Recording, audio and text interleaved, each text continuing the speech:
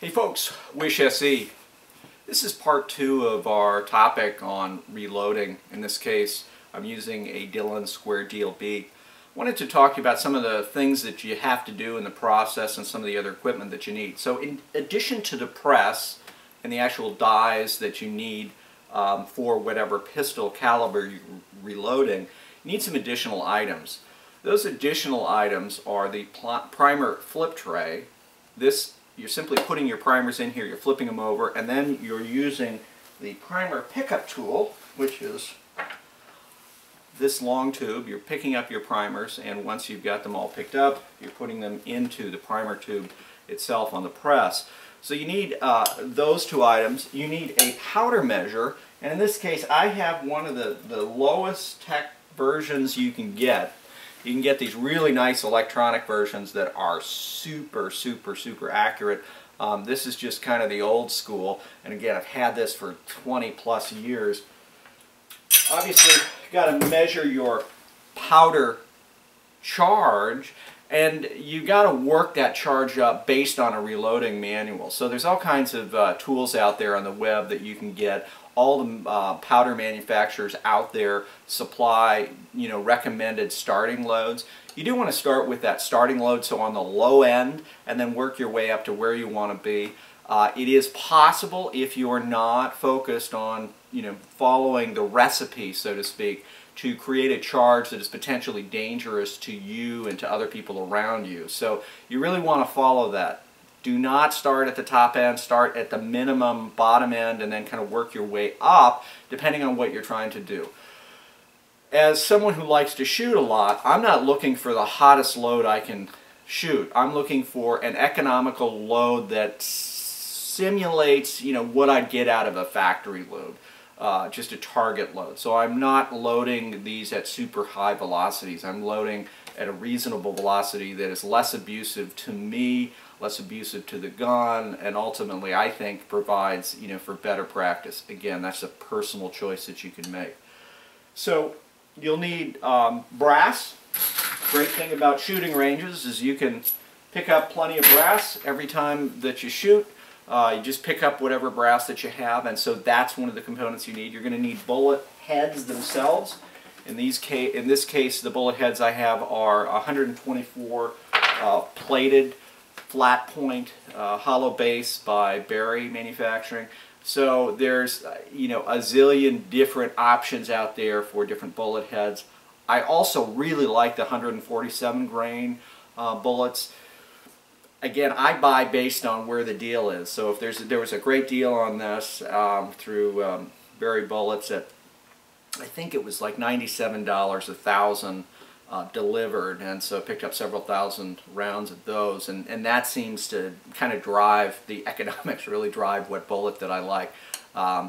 Again, personal decision, whatever you want to do. Some people want to shoot lead. Lead is by far the most inexpensive bullet head. However, a lot more cleaning, a lot more smoke, a lot more lead exposure, all things that from my perspective are not necessarily what I want to do. Again, a lot of people load lead and really like it, and certainly worth considering from an economical standpoint. So the process, of course, is we've got to get our primers in here. We're going to flip them, we're going to pick them up. Again, I'll show you that in just a second. It's not rocket science. We're going to put our primers into our primer tube. We're going to measure our charge. It's called, throwing a charge. So we're going to load that. We'll check it. We'll see where we're at from a weight standpoint. We're going to measure the overall length of the round itself once it has the bullet in there, and you can change the depth at which you seat the bullet. That's another important consideration, both from a safety standpoint, and it can affect accuracy. And finally, we'll just show you the way the press works. It's pretty straight ahead, and it's really simple. So again, apologize for the length of this video, but I wanted to show a detailed approach to the process that is involved when you are reloading.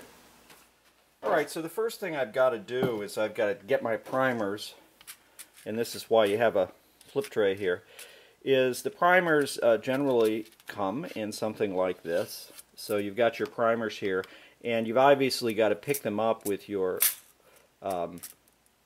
device that allows you to pick up the primers. So the first thing I'm going to do is just put them in the tray right here, and then I'm going to flip them over.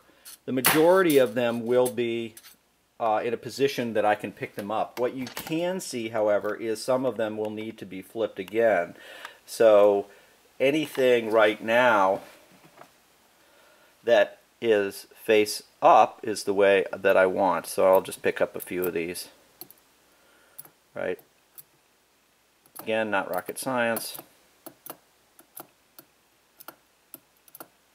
So you'll note that there are a couple here along the top that are going in the wrong direction. So what I would do is put this on and then flip the tray once I'd picked up all the ones that are going in the correct direction. Fair enough? So once I've done that, then I'm going to insert that into the primer tube itself, and we'll show that now. So we've got, I don't know, 4 or 5, I didn't pick up very many here, and we're just going to put those into the tube itself. So that's all there is to it. Now normally I would go ahead and you know, put 100 in. I'm just doing this for video demonstration, right? And so now we're ready to load the ammunition. So what we're going to do now is actually check the weight, the powder, the amount of powder that's running through the charge. And we're going to do that by using our scale. Let's do that.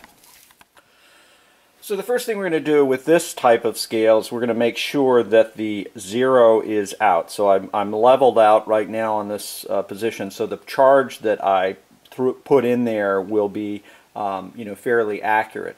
If you don't do this step, you're never going to get the accurate amount of powder in. So that's step 1. So step 2 is I've got a charge that I've just thrown here. I've got my recipe set up. I'm using 3.7 grains of tight group, and we're just going to weigh that out.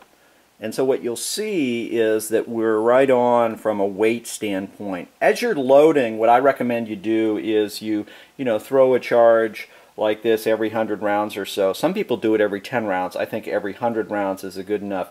The Dillon press is such that it'll go literally thousands of rounds and maintain that level of accuracy for most powder types. So once we've done that, we'll now show you measuring the overall length of the round. So what you're seeing here is I've just got a dial caliber and I'm just looking at the overall length. So what I found, you know, is working for me right now is an overall length of 1.06. So that's, you know, you can, depending on what you want to do, I mean, you can play around with the overall length and the seating depth to affect accuracy. Again, this just works. It's worked fine with these rounds, and that's what I'm using. So that's the quick look at the prep before you actually start the process. And then I'm going to show you the process in our next video. It's really simple. If I can do it, anybody can do it.